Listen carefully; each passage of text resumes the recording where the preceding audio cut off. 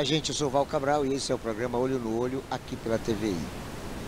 Olha, a gente tem visitado algumas cidades do sul da Bahia, mas essa parece ser uma realidade generalizada no país, até porque eu conheço a absoluta maioria dos estados.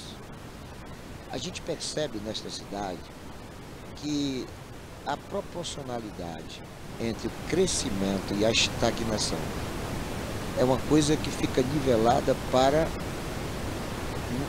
pontos negativos para os municípios.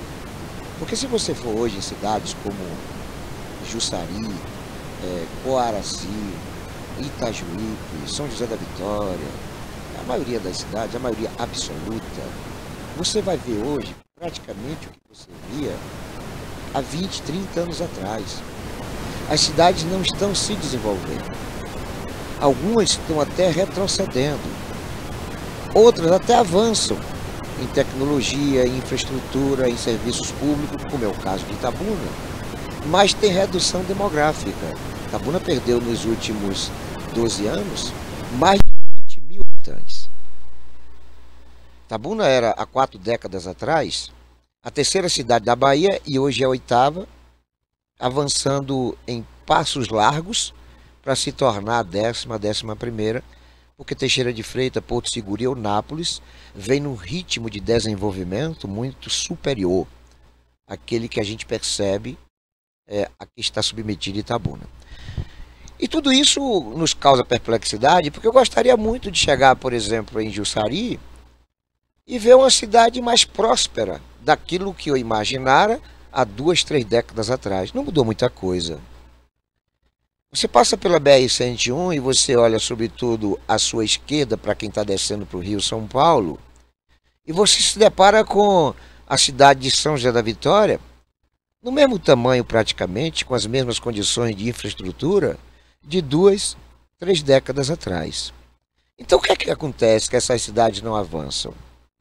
A maioria dessas cidades tiveram prefeitos que entraram no governo pobres e saíram ricos, deixando um rastro de empobrecimento na comunidade e de endividamento nas prefeituras. Esse caso também aconteceu aqui em Itabuna. Se você for fazer uma retrospectiva sobre o que foram Fernando e Geraldo quando entraram na prefeitura, a realidade é de entraram pobres, um era vaqueiro, o outro era repositor de mercadoria numa loja de supermercado de uma rede que era maior na época, e a rede faliu.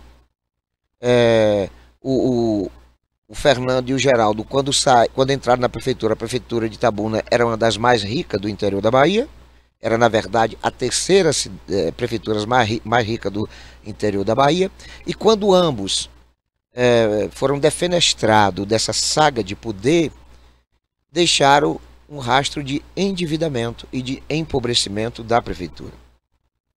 Saíram milionários quando entraram pobres, e saíram milionários deixando a prefeitura falida. Essa talvez não seja a realidade que a gente poderia, por exemplo, exemplificar para Almadina, para Coaraci, para Itajuípe, para outras cidades da região. Mas a gente fica sem entender o que é que está acontecendo. Para quem não é de dentro desse processo, que é o processo político e de gestão pública, e aí, sem falsa modéstia, estou enfronhado nisso aí, porque eu já trabalhei em governo e faço política há 46 anos. O problema está no sistema de escolha de vereadores e de prefeitos. Paradoxalmente, o problema está na democracia. Porque ninguém é eleito em nenhuma cidade desse país, com raríssimas exceções em algumas eleições, sem um comprometimento de maneira assintosa do que seria ou do que será a governabilidade. O sujeito, para ser eleito, ele tem que fazer pactos, acordos muitas vezes ilícitos ou inconfessáveis com partidos políticos, com lideranças políticas, lideranças comunitárias, com candidatos a vereador, com grupos empresariais e financiadores de campanha. Então é normal um indivíduo que é eleito prefeito de uma cidade com mais de 100 mil habitantes já ter antes de assumir o governo, quem será a empresa, ou qual será a empresa, que vai operar a limpeza pública da cidade. Porque essa empresa foi quem financiou a campanha dele. E essas empresas, muitas vezes, não financiam apenas a campanha daquele que foi eleito. Porque muitas vezes ela financia todos os candidatos, inclusive aqueles que vão ser lanterninhas. Porque qual é o processo? Elas querem ganhar e não querem ter oposição nas chamadas contratações ilícitas, suspeitas, ou que são objeto posteriores de adendos, de crescimento do orçamento daquele contrato. E isto faz com que um contrato, por exemplo, de uma empresa que vai operar o lixo por 1.200.000, acabar fazendo esse serviço por 3 milhões, 2 milhões, por conta de um instrumento chamado aditivo. A empresa que financia a candidatura, ele vai para a concorrência e ele sempre coloca um preço que é incompatível com as demais empresas. Acaba ganhando porque sabe que, por ser amigo do prefeito, facilmente obterá o aditivo que faz crescer o valor que anteriormente foi estabelecido para aquela contratação. E assim é com o transporte, assim são as empreiteiras, são as prestadoras de serviço e fornecedores da prefeitura. Então o prefeito já entra no governo engessado. Os partidos são predadores e fazem do governo feudos. Tal partido vai apoiar o prefeito se o prefeito der a Secretaria de Educação verticalizada, ou seja, do porteiro ao secretário. Todos os integrantes de cargos comissionados daquela secretaria serão nomeados obedecendo uma ordem determinada pela direção daquele partido, cujo acordo com o prefeito posteriormente eleito foi de dominar, de controlar a Secretaria de Educação. Assim também é com a saúde, com o meio ambiente, com os desportos. Então o prefeito, quando entra no governo, ele já entra engessado. Ele já entra limitadíssimo. Eu estava conversando recentemente com um prefeito de uma cidade que tem mais de 1.200 cargos comissionados, e ele falou para mim: olha, Val, desses mais de 1.200, mal tenho 150 da minha cota. Eu sou o prefeito e eu não tive condições de preencher mais do que 150 cargos dos mais de 1.200. Eu perguntei: aí, homem, por que isso? Aí ele falou aquilo que eu já sabia, é óbvio, mas que eu queria ouvir da boca dele. Ó, tal partido, eu tive que dar a secretaria tal, e todos os cargos dele. Tais vereadores que estavam comigo, eu tive que distribuir também cargos. E aqueles que não estavam e passaram a ser aliados, né, ou seja, aderiram ao governo, às vezes esses têm até mais cargo do que aqueles que me ajudaram a ser eleito. Então, esta é uma realidade generalizada. Se existem raridades, eu desconheço. Pode ser que haja, porque todas as regras têm suas exceções. Pode ser que aconteça de 1 ou 2 ou 3 municípios, dos mais de 5.500, na verdade 5.570 municípios. Pode acontecer que tenha aí uns 2 ou 3 cujos prefeitos não foram eleitos com esse tipo de situação. Então, como é que o sujeito vai ser um bom prefeito? Se ele não domina a máquina, se ele não tem controle sobre o orçamento. Porque nós sabemos que a lei de dotações orçamentária estabelece para cada área de governo percentuais que estão embutidos no seu orçamento generalizado. Existe até nesse contexto de 6 a 8% do chamado duodécimo, que é o recurso da prefeitura, destinado para a subvenção, para a manutenção, pagamento de subsídios da Câmara Municipal. E essa é uma verba que o prefeito não pode atrasar. É sob pena, inclusive, de ser automaticamente cassado. Então, se tem uma verba que ele não pode mexer, é do duodécimo. Aí existem outras, 25% é educação. De todo o orçamento, de R$100, R$25, no mínimo, devem ser destinados para a operacionalidade do ensino público do município. 15% é da saúde. Não menos que 15% de todo o orçamento, ou seja, de R$100, R$15, devem ser destinados para o funcionamento dos serviços de saúde pública. E aí você tem outros percentuais, de maneira muito mais reduzida, já estabelecido por lei, e o que acaba restando para o prefeito é uma margem que não chega a 8%. Itabuna tem um orçamento para o ano que vem, para este ano, de 1 bilhão e 400 milhões de reais. Não devem sobrar para o prefeito mais do que 80, 70 milhões para aplicar em obras. E é um dinheiro insuficiente. Eu recentemente, conversando com o prefeito de Itabuna, o Augusto Castro, eu fiz algumas observações, eu sou crítico de algumas situações do governo dele, e eu falei, olha, eu estava dentro do gabinete dele, apontei para a porta de entrada e falei, olha, Augusto, os seus problemas não estão daquela porta para fora.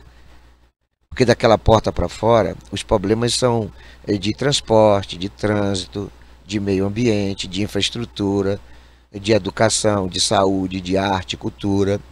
Mas são problemas que são constantes, são contumazes.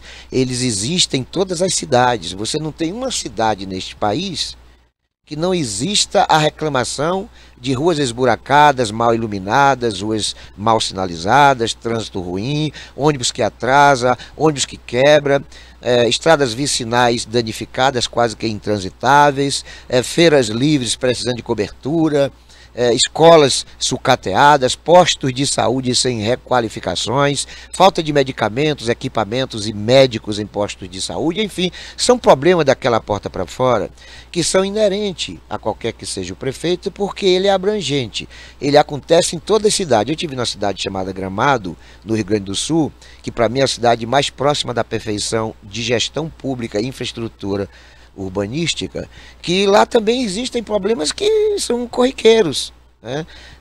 Às vezes até são problemas circunstanciais, mas que naquele momento está ali, aflorando, né, a exacerbação da oposição, e quando você anda pela cidade você vê tudo perfeito, mas sempre tem ali alguma coisa que é motivo de reclamação e de crítica da oposição. Itabuna não é diferente, Ilhéus não é diferente, todas as cidades têm problemas. Mas o problema se agrava quando o prefeito tem eles da porta para dentro. Quando o prefeito tem uma equipe ruim e a equipe de Augusto não é boa, 1 ou 2 secretários, no máximo 3 secretários, né? Eu diria que a doutora Sônia Fontes, né, para mim é a melhor secretária, o Manuel Moisés Nobre, e mais 1 ou 2, mas a maioria é absolutamente ruim, muito ruim. O da FIC, o Aldo, né, o Clodoaldo Rebouças, esse é o pior de todos. Uma lástima, uma tragédia de gestão. Tira 5 mil votos de Augusto, mas não sei por que carga d'água o Aldo permanece no governo. Então eu tenho essa facilidade, né, e sou compreendido pelo prefeito, porque minhas críticas são fundamentadas nos fatos. E por isso eu falei, se os problemas daquela porta para dentro, resolve os problemas sabe? Ele já deveria ter feito uma reforma administrativa justamente para dirimir dúvidas, para repor algumas peças no tabuleiro, porque o jogo não está muito favorável, embora a perspectiva é de que de fato ele quebre esse tabu de Itabuna nunca ter reeleito prefeito, porque do outro lado também Itabuna nunca reelegeu ou elegeu quem saiu na frente das pesquisas, né? E como o seu principal opositor no atual momento é o Pancadinha. Pancadinha começou bem, está caindo, mas começou bem. E a história mostra que quem começa bem normalmente termina mal. Assim como tem um final não muito promissor, todos que foram prefeitos, porque nenhum foi reeleito. Então está um cenário muito complexo, mas que tem como fundamentação de uma nivelação do que será ou não será aceitação e rejeição, a qualidade de gestão e a forma com que o gestor tem lidado com sua equipe. Então, quando entra no governo, essa turma já entra com complicações enormes, porque eu tenho certeza que dos mais de 1.500 servidores da prefeitura em estágio de cargos comissionados, o Augusto não tem 200, não tem 200 dele, mais de 1.000 pertence ao PCdoB, ao PV, ao PSD, ao PSB, aos partidos que fazem sustentação política. Outros tantos cargos, eu diria centenas deles, pertencem aos vereadores. Porque aí, quando a gente sai desse processo de análise do que é uma gestão engessada, né, de um governo feudal, de todas as prefeituras, ou quase todas as prefeituras no Brasil, aí a gente vai ver que tem mais uma outra causa, que é uma causa intermediária. Prefeito é consequência. A causa intermediária são os vereadores. O prefeito que não tem maioria na Câmara, ele tem dificuldade enorme de administrar a cidade. E com certeza absoluta, ele acaba tendo dificuldade de aceitação popular, sobretudo quando a cidade tem uma imprensa forte de oposição, e sobretudo, como no caso de Eunápolis, uma imprensa estupidamente venenosa, raivosa. Então, quando o governo tem uma Câmara ruim com ele, né, que faz uma oposição áspera, e a imprensa que endossa esse caldo, a tendência é ele ser mal avaliado. A rejeição aumenta. Quando a cidade tem uma população mais esclarecida, aí é o caso de Itabuna. Itabuna talvez seja a cidade mais politizada de todo o interior da Bahia, porque aqui estão os maiores veículos de comunicação do interior da Bahia. O maior parque de comunicação do interior da Bahia não está em Feira de Santana, Vitória da Conquista, Camaçari, Lauro de Freitas e Juazeiro, que são cidades maiores do que Itabuna, né? Aqui nós temos maior quantidade de transmissoras e produtoras de televisão, de blogs, de jornais, de revista, de rádio. Aqui é a meca da comunicação no interior da Bahia. Consequentemente, o povo acaba sendo bem informado. E povo bem informado é um povo inteligente, tem discernimento. O povo sabe que, por exemplo, se o candidato vai para um bairro fazer uma pintura de... um candidato de oposição, uma pintura de rua, né, com condições de fazer a pavimentação da rua, o povo sabe que aquela é uma ação de demagogia. O povo entende o linguajar do político. O povo sabe quando é que o político está embromando. Por isso que Itabuna é uma cidade que sempre surpreende.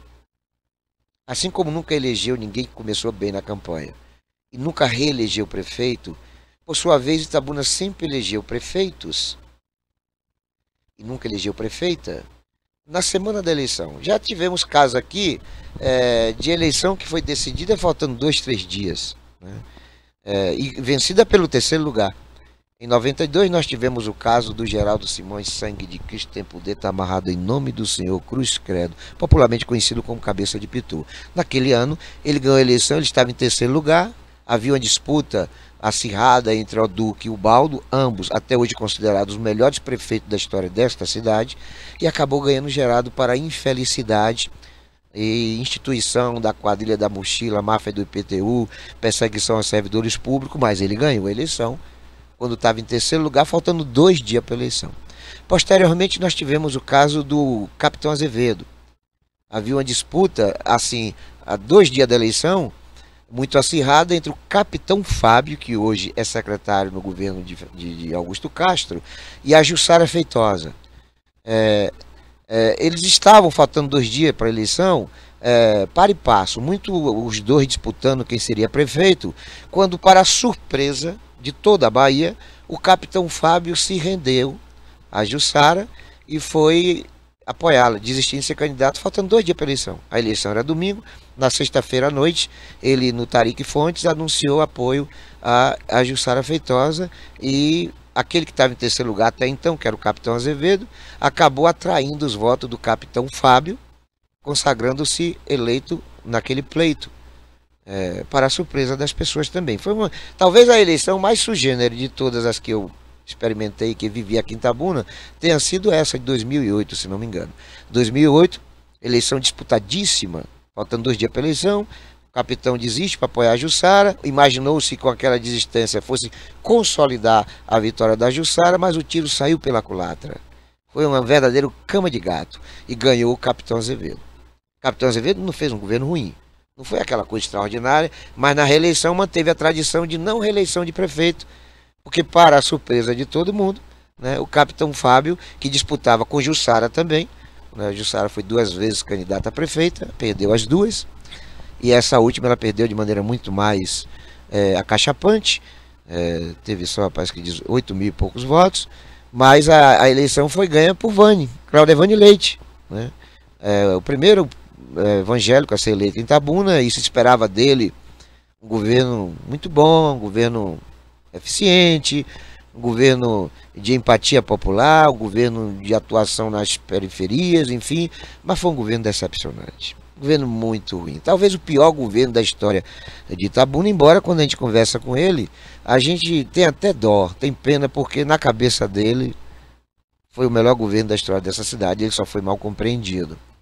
O fato é que a turma do PCdoB dominou o governo, numa briga quase que de guerra de Armagedon, por conta de que tinha de um lado os evangélicos representados por Otto Matos e por Marcos Cerqueira, e do outro lado tinha Venceslau e Décio Magalhães. Uma briga desgramada, e no meio da briga a população de Itabuna e Vani sem pulso, né, sem determinar, sem fazer com que houvesse ali uma definição de unidade, né, de um por todos e todos por um. Não, foi um governo de disputas internas, onde não se trabalhava quem faz melhor ou quem faz ótimo. A disputa era quem faz ruim e quem faz pior. Resultado, governo desastroso, a ponto de Vani ter sido o único prefeito, um dos únicos prefeitos, nos 113 anos de emancipação política e administrativa da cidade, que não tentou ser reeleito, não foi candidato. Apoiou Décio Magalhães, que teve uma votação muito ruim, né, 5 mil e poucos votos. A vice foi a empresária Leninha, que se fosse ela a candidata, com certeza o resultado seria vertiginosamente maior. A vice tinha mais voto do que o titular. A mesma coisa acontecendo na época com Geraldo. Aí nesse caso aí, o candidato foi Geraldo, quando o Vani foi eleito. E o vice de Geraldo foi o Coronel Serpa, hoje Tenente Coronel Serpa, que tinha mais votos. Se o Coronel Serpa fosse o candidato, teria 4, 5 vezes mais votos do que os 5.600 votos, os 5 mil e poucos, 6 mil e poucos votos obtidos pelo Geraldo. Portanto, essa foi uma repaginação daquilo que ocorrera nas eleições, mas que desencadeou em prefeitos que assumiram engessados. Já sabia qual era a empreiteira que ia fazer as obras, já sabia qual era a empresa de transporte que assumiria o serviço, já sabia qual era a empresa de lixo, enfim, já sabia antes, que é assim que funciona no país inteiro. Então aí você tem os vereadores dominando a gestão através de indicações de seus aliados para cargos comissionados, cargo de confiança para dirigirem diretorias, secretarias, coordenações. Por sua vez, o vereador, para ser eleito, e aí é o meio, né? É o intermediário, ele precisa de lideranças. Ele precisa estar cercado de pessoas que vão ajudar ele a ser eleito. Porque muito raramente o candidato em si tem metade dos votos que vai obter, ou que obteve. Ele não tem metade. A outra metade é acrescentada pelo que ele consegue fazer de ajuntamento de lideranças. Aí um entra com 30 votos, outro com 40 votos, 50 votos, e aí na soma total ele acaba sendo eleito, porque somou-se aquelas votações próprias, né, as conseguidas através dos amigos, dos aliados, né, e enfim, ele acaba sendo eleito. Mas aí, uma vez eleito, ele toma posse sabendo que vai ter, por exemplo, só 20 cargos. Só que ele teve 40 lideranças, sem as quais ele não seria eleito. Se daquelas 40 lideranças, 10 apenas saíssem da sua campanha, ele não teria vitória. Então, uma vez eleito, ele tem dever de conseguir cargos públicos para esses seus aliados, que é isso que acontece. A maioria dos atuais vereadores, por exemplo, de Itabuna, de Unape, de Ilhéus, a maioria tem, no mínimo, 40 cargos comissionados, ocupados por seus aliados, pessoas que o ajudaram a serem eleitos ou reeleitos. Muitas dessas pessoas vão para a gestão sem comprometimento comunitário, sem senso de responsabilidade, sem discernimento, muitas vezes até sem conhecimento técnico de gestão. Mas o prefeito é obrigado a nomear. Porque, se você analisar, o Augusto Castro ele tomou posse com apoio de 100% dos vereadores. O candidato dele a presidente da Câmara, Heraldo, na sua reeleição, teve 100% dos votos. O único vereador na história de Itabuna que foi reeleito presidente da Câmara com 21 votos, além do dele mais 20 votos. E ele era candidato a prefeito. O prefeito hoje só tem um vereador de oposição. Mas antes todos eram da situação, inclusive o Pancadinha, inclusive o Danilo. Todos eram aliados do prefeito Augusto Castro.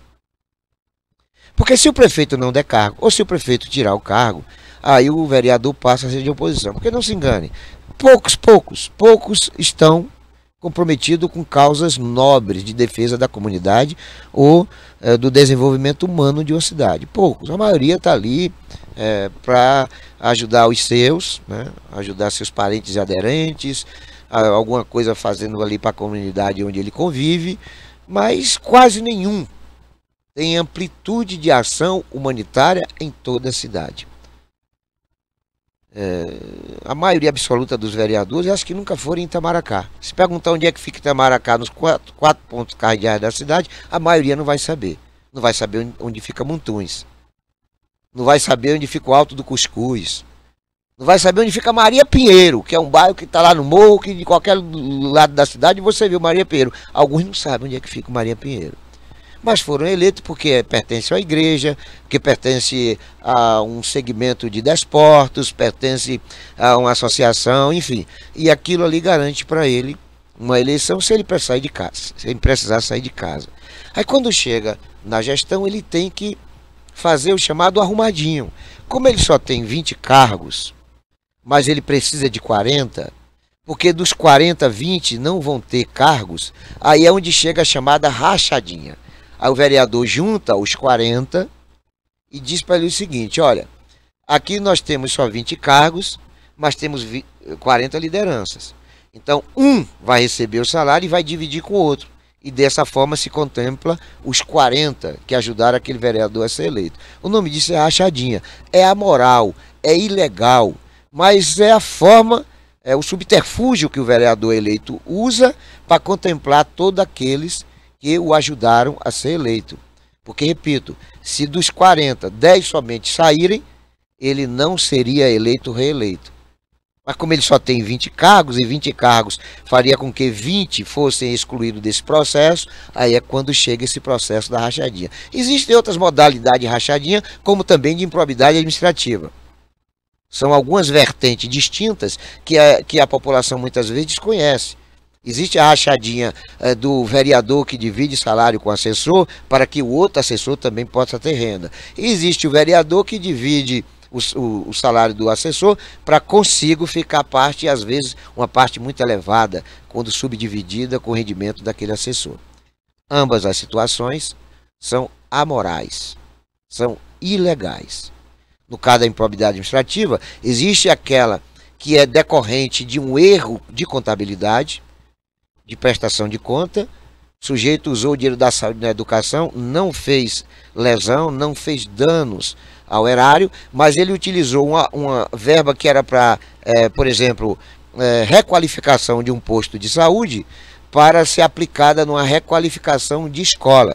Ou seja, dinheiro que é da saúde não pode ser mudado, redirecionado para a educação e vice-versa. Uma vez acontecendo isso, o governo invariavelmente terá condenação e o prefeito vai responder por improbidade administrativa. A outra vertente de improbidade administrativa é o furto do dinheiro público, é a fraude, é a malandragem, é a corrupção, o roubo do dinheiro público para beneficiar feudos ou o próprio prefeito. Então são nomenclaturas que são desconhecidas pela maioria do público, mas que no meandro da jurisprudência, da administração pública e da política, quase 100% dos seus protagonistas possuem esse tipo de conhecimento. Então o vereador ele acaba sendo um entrave para o prefeito. Se o prefeito não der o cargo, ele vai para a oposição. Se o prefeito der o cargo, o prefeito compromete a administração.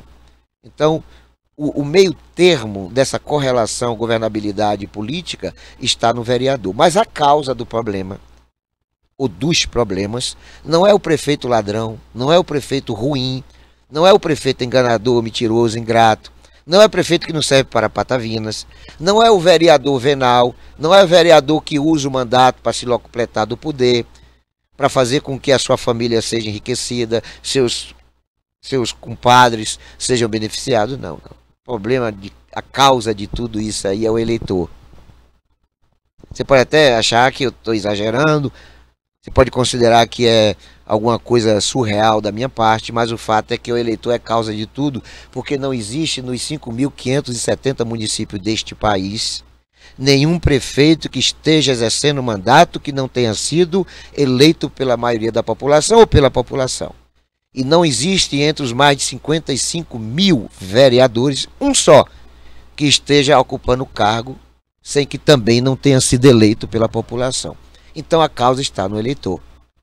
O eleitor que vota no vereador, que é conhecido como useiro e vezeiro em fazer lambança na sociedade, uma pessoa agressiva, alcoólatra, envolvido com crimes, pessoas que são reconhecidas como nocivas para a sociedade, e aí a população elege esse sujeito, o que é que a população vai ter de retorno? Qual é o truco que ela vai receber? Qual o resultado que virá em função dessa votação? Dramas, omissão, corrupção, mandato público a serviço de interesses pessoais e privados. Então a causa de tudo está no eleitor. Quando a gente elege um prefeito, a gente dá um cheque sem fundo, ou melhor, um cheque em branco para ele, sabe? Que ele torna sem fundo. Porque o que ele vai fazer? Ele vai botar como secretário uma pessoa como, por exemplo, Aldo Rebouças, que hoje é diretor da FIC. Para que serve esse sujeito? Para estar vindo, não serve para nada. É um sujeito medíocre, inútil, parasita como gestor. Pode até ter suas qualidades pessoais, mas como administrador do segmento de arte e cultura, é um zero à esquerda, não serve para patavinas. Mas ele está lá porque nós elegemos Augusto Castro. Quando você elege o governador da Bahia, é o governador que escolhe, com a anuência da Assembleia Legislativa, cuja maioria pertence a ele, né? Ele é quem vai decidir quem vai ser o desembargador. São 61 desembargadores na Bahia, 3 estão presos por terem feito lambanças com as sentenças, vendendo sentenças. 3 desembargadores, ou seja, as maiores autoridades judiciais do Estado praticando corrupção. Olha que exemplo negativo. Mas por que eles estiveram lá? Porque nós elegemos. Elegemos Jacques Wagner, elegemos Rui Costa, elegemos agora recentemente Jerônimo, e são eles que colocam lá os seus apadrinhados. Um Tribunal de Contas dos municípios, são 11. 7 são do PT. Ou seja, se o prefeito é do PT, aí eles vão passar a mão pela cabeça. O prefeito pode ser o maior ladrão do Estado, mas se é do PT, os inspetores, né, do Conselho Municipal, do Tribunal de Contas dos Municípios, é claro que esse pessoal vai fazer vista grossa, vai absolver, vai fazer um indicativo para as câmaras aprovarem as contas, porque são ou correligionários ou aliados do governador, que foi o governador que os indicou. Aí quando você vai para a presidente da República, a situação não é diferente. Olha agora, é um tal de Dino, um cara que devia estar preso, é ministro da Justiça, Suprema Corte, o guardião da justiça deste país, responde a mais de 250 processos criminais. A maior referência de justiça desse país, o Cláudio Dino, o Dino, está respondendo a mais de 200 processos criminais, dentre eles de prática de fraude, de corrupção. É esse homem que vai julgar quem é ladrão ou quem não é ladrão nesse país. Mas por que ele está lá? Porque supostamente o povo brasileiro elegeu Lula. Lula que devia estar permanecendo na cadeia.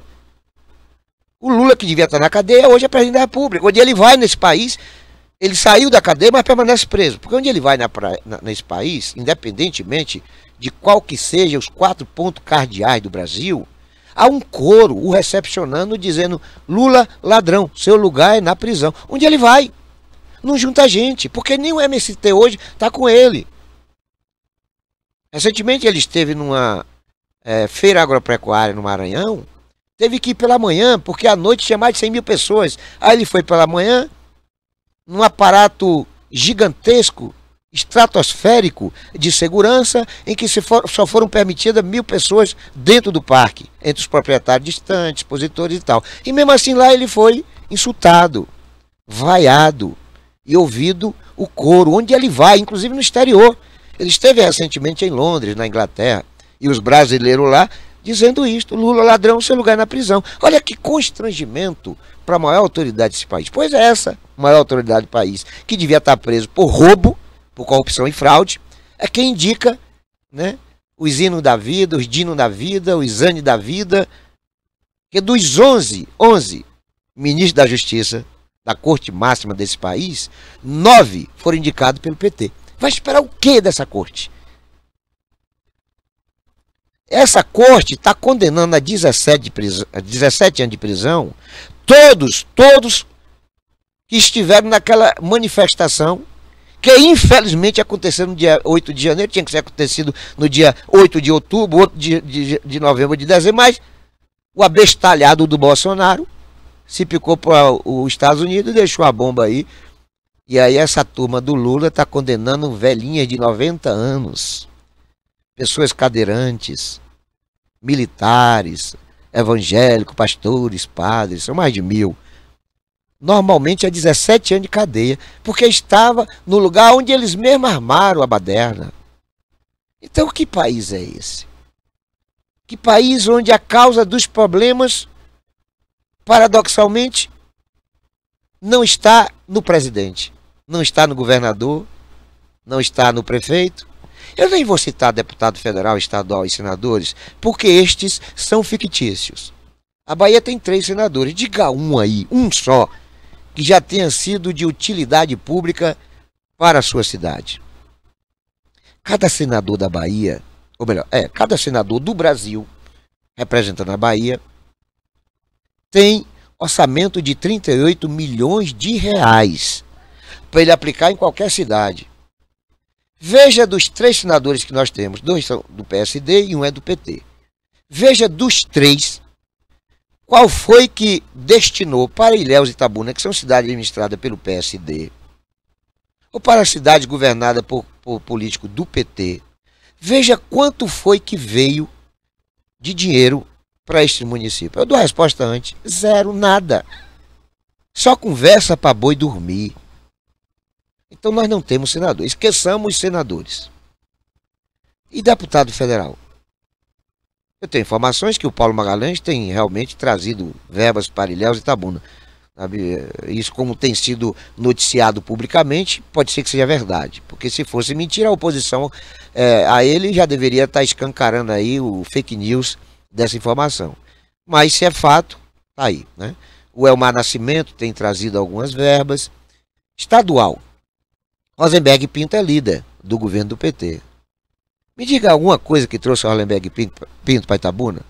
1 metro de asfalto, uma ambulância, um trator, e assim sucessivamente os outros. O Pancadinha gastou 2 milhões de reais da verba parlamentar impositiva fazendo festa de reggae, fazendo festa de São João, Império de São João, quando a prefeitura já estava no centro fazendo festa de São João, fazendo festa para criança. Deputado não é para fazer festa. Fazendo festa para cavalo, para égua, para jegue, para jumento no parque de exposição. O deputado não é para fazer festa. A verba parlamentar do deputado pode ser destinada, não há uma ilegalidade. Há no meu conceito uma imoralidade. Porque o deputado que critica ruas esburacadas poderia usar parte dessa sua verba para que aquela rua que ele critica estar esburacada fosse pavimentada. O deputado que critica negligência nos serviços de saúde pública por falta de equipamento, medicamentos e médicos em postos de saúde, ele poderia usar também essa verba para aquisição desses insumos, desses serviços, melhoria desse serviço. Não, ele quer fazer festa, ele quer trazer Edson Gomes para cantar o reggae para a turma da maconha, ele quer trazer essas bandas funk para a turma que é da música bundinha para lá e bundinha para cá, sabe? Numa situação que pode degenerar para um futuro não muito promissor para a nossa juventude. Se ele primeiro tivesse trazendo aí um Roberto Carlos, dinheiro para isso ele tem, através da verba, uma Maria Bethânia, né, um Caetano Veloso, né, um Zé Geraldo, Zé Ramalho, um Vandré, sei lá, um cantor desse, um Djavan, né, que são cantores cujas composições são inspiradas, são tipo assim, de autoestima, de valorização do ser humano. Não, mas trazer a Anitta, trazer... Para com isso! Nós não elegemos vereador para estar na rua com um cachorro lambendo a cara porque ele é alcoólatra. Nós não elegemos vereador para estar chamando primeira-dama de cachorra. Nós não elegemos vereador para que a Polícia Federal esteja às 6 horas da manhã na porta e ele perdendo o mandato por conta deste fato. Nós elegemos vereador para legislar, para fiscalizar, para se pronunciar sobre os acontecimentos. Nós não elegemos prefeito para manter uma FIC sucateada, com a casa de Jorge Amado fechada, a própria sede da FIC fechada há mais de 3 anos. Nós não elegemos um governador para dizer que professor não pode reprová-lo. Olha que coisa absurda! Em qualquer estado, de qualquer país desse mundo, esse governador já teria sido impeachmentado só por conta de ter falado essa asneira. Uma coisa desrespeitosa para a educação, um agravante para o professorado, um drama para o alunado, um governador louco, porque tem que se pedir um atestado de insanidade porque ele é professor. Como é que um professor, gestor, abre a boca para dizer que o aluno tem que passar de qualquer jeito? Me recordo que na minha época de estudante, lá se vão uns 40 anos, de assiduidade numa sala de aula, eu para, por exemplo, passar ser aprovado no ano, eu tinha que passar por provas, eu tinha que fazer prova, eu tinha que provar que eu era bom de português, que eu dominava os vocábulos, a conjugação de verbo, que eu sabia as 4 operações matemáticas, porque se assim não fosse, eu não seria aprovado, eu seria reprovado. Hoje não, basta o aluno ter 80% de frequência na sala de aula, que automaticamente ele é aprovado. Que nivelação é essa? Que testificação é essa? Como é que a gente vai avaliar a qualidade do aluno se o próprio professor não deu essa exigência para o sistema? Se o Estado, que é o sistema, tem um governador que abre a boca para falar besteira, falar uma coisa sem nexo, estabelecer que o professor erra quando não aprova o aluno. Foi um tapa na cara do professor. E aí eu pergunto, cadê a PLB? Cadê os sindicatos ligados à categoria? Cadê as entidades e os próprios deputados da Assembleia Legislativa que fazem atrelamento político ao governador, para puxar a orelha dele, dizer, governador, vá lá, se pronuncie, peça desculpa, diga que, ó, estava tomando uma cachaçinha no dia, fala que tomou uma pancada na cabeça, estava desnorteado, não tinha discernimento sobre o que estava se pronunciando, deu uma desculpa à população, mas não mantenha, não, ele foi ratificar. Posteriormente a essa declaração infeliz, ele foi dizer que não, que ele está certo mesmo e acabou. E aí você procura, imagine se fosse ACM Neto, César Borges, Paulo Souto, se fosse Bolsonaro fazendo uma declaração dessa, Ave Maria, o mundo ia acabar. Ia haver aqui algo parecido com a explosão cósmica. Mas não, foi Jerônimo. O Lula chama viado de viado e tá tudo bem. Se o Bolsonaro chamar viado de viado, lascou, é homofóbico.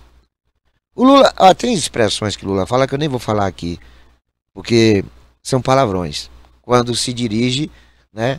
Ele se encontrou com uma mulher negra e deu uma conotação de que negro só serve para bater tambor, para capoeira. Quer dizer, uma aberração dessa gente que está aí no poder, uma aberração. Mas eles são consequência, eles não são causa, eles são efeito. Porque o princípio de tudo está em nossas decisões. Somos nós que vamos decidir agora, no dia 6 de outubro, quais são os vereadores que nós queremos para Itabuna. Dos atuais, quais são aqueles que, para nós, é bom que seja reeleito. Nós vamos avaliar se o prefeito Augusto Castro é um bom prefeito, para ele reeleger ele ou não. Então as decisões estão sob nossa responsabilidade. Somos nós os causadores. Somos nós a raiz do problema. Somos nós o princípio de tudo nas questões relacionadas à gestão pública e política. Mas se a gente quer eleger um deputado que faz festa para maconheiro, se a gente quer eleger um vereador que chama a primeira-dama de cachorra, depois a gente não vai ter direito, autoridade moral para reclamar. É preciso que nós tenhamos responsabilidade em nossas decisões, e isso é em todo contexto. Não é só na questão de política e de gestão pública. Na nossa vida pessoal. Tem gente que está sofrendo aí porque lá atrás não avaliou suas decisões. Às vezes você vai para o emprego e aquele emprego vai lhe fazer mal. Vai ser danoso na tua vida. Sabe? Porque você é acomodado. Às vezes você está no emprego e você não exerce a sua função com a responsabilidade que lhe foi confiada pelo patrão. O patrão não está presente, você vai dormir, você não vai no emprego, você dá um atestado. Olha, eu fui gestor aqui em Ilhéus, da coordenação municipal do STAIDS, e aconteceu uma certa feita um negócio interessante.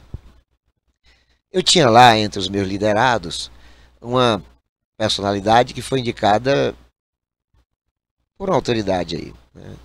E aí essa figura, por ter sido indicação desse político de alta patente, negligenciava demais, não ia no emprego, era um inferno, cara. E eu tinha um problema muito grande com essa pessoa. Mas teve uma certa feita que essa pessoa me deu um atestado de 15 dias, no período do carnaval. Faltando uma semana do carnaval, eu recebi um atestado de 15 dias de uma extração de dente, que é uma coisa que você pega no máximo 3 dias, sabe? Se infeccionar, 3 dias. A não ser que seja uma coisa muito extraordinária para você ter de um dentista, né? Um odontólogo, um atestado de 15 dias. Muito bem, lá vai eu para o carnaval de Itacaré. Mas, rapaz, eu estou lá com minha esposa, e de repente quem está na minha frente? Se arregaçando toda, pulando, na maior alegria, a pessoa.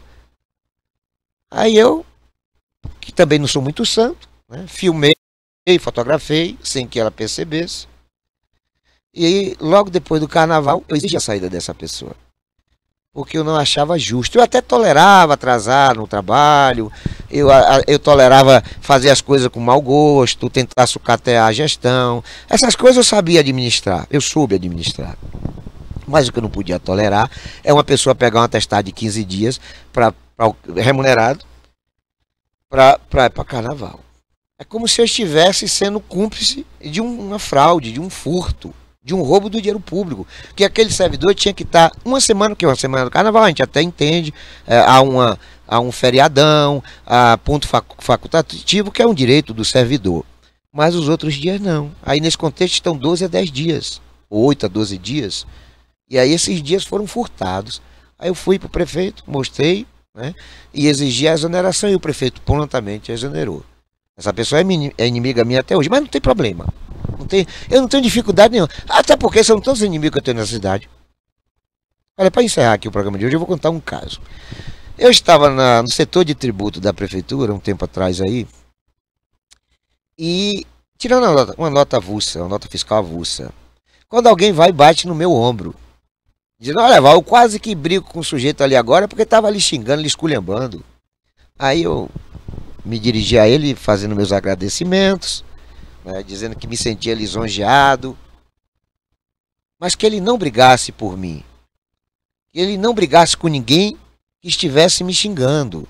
Porque se ele fosse brigar com pessoas que me xingam em Itabuna, a vida dele seria somente para esse tipo de função. Porque eu tenho mais de 20 mil inimigos em Itabuna, pessoas que querem ver o cão e não querem me ver. Aí eu vi nessa conversa a atendente, que é a menina mais bonita do setor de tributo, até hoje está lá. É a mulher mais bonita, respeitosamente, porque ela é casada, mas é um fato.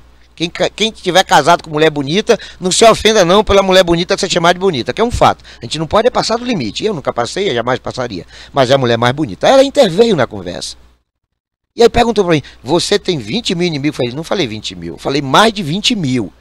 Agora, todos são identificáveis, quer ver? Aí me dirigi ao amigo e perguntei, essa pessoa que você ouviu me xingar, ele é filiado do PT ou do PCdoB? Aí o cara falou, do PT, tá vendo aí? Então os meus inimigos são por questões ideológicas, políticas, partidárias, nunca pessoais, né? Não tenho inimigo porque eu roubei, não tenho inimigo porque bati, porque matei, tentei matar, sabe? Eu até andei dando umas 2 surras aí num cara aí, porque ele veio me bater, né? Acabou apanhando, que é o Alfredo Melo, sangue de Cristo, tem poder, tá amarrado em nome do Senhor, cruz credo. Pois bem, aí eu falei para ela, são mais. Aí ela falou assim para mim, pois eu não tenho nenhum inimigo. Eu falei, não, querida, você está equivocada. Você tem muitos inimigos. Talvez não em quantidade de 20 mil. Mas não vai ser difícil eu mostrar para você que você está equivocada. E vou fazer isso através de poucas perguntas. Você se acha uma mulher bonita? Ela sim. Seu esposo é bonito? Sim. Seu casamento tá legal? Ela sim. Seus pais são legais? Sim. Sua vida tá boa? Ela sim. Tudo sim, tudo bom, tudo legal. Eu falei, pronto, você tem muitos inimigos. Você tem pessoas que são invejosas, muitas vezes até próximas de você, sabe? Que querem ver o cão e não querem saber desse seu histórico de felicidade. Você desagrada a pessoa por estar bem. Só que não é você, todos nós somos assim. Existem pessoas que são invejosas, está intrínseco no caráter do indivíduo não se satisfazer com sua alegria, não sorrir com a sua felicidade, não se agradar do seu sucesso. Isso é inerente às pessoas humanas. Elas têm esse tipo de comportamento na sua absoluta maioria. Então, por você ser uma pessoa inteligente, você vai estar supostamente ocupando o lugar de alguém que não quis estudar ou se capacitar. Então essa pessoa vai ter você como inimiga. Ela não vai se enxergar, não vai estar no reflexo do espelho, fazendo uma reflexão sobre por que ela não tem a sua capacidade de intelectualidade. Então as pessoas acabam se espelhando numa vertente muito superior ao tamanho que ela possui. E quando ela vê diante dela alguém maior, essa pessoa automaticamente é inimiga. Então você tem muitos inimigos. Talvez não tenha 20 mil. Mas você tenha muito. Se entrar na política, você vai ver que você tem mais de 20 mil. Como você não é da política, você é uma mulher bonita, uma mulher que tem uma vida agradável, tudo perfeito na sua vida, e é justamente por conta deste fato, paradoxalmente, que você também tem muitos inimigos. E eles são velados, eles não se revelam, eles esperam você dar a costa para lhe apunhalar. A diferença está aí, entre os meus inimigos e os seus inimigos, e ela acabou concordando comigo, porque não poderia ser diferente.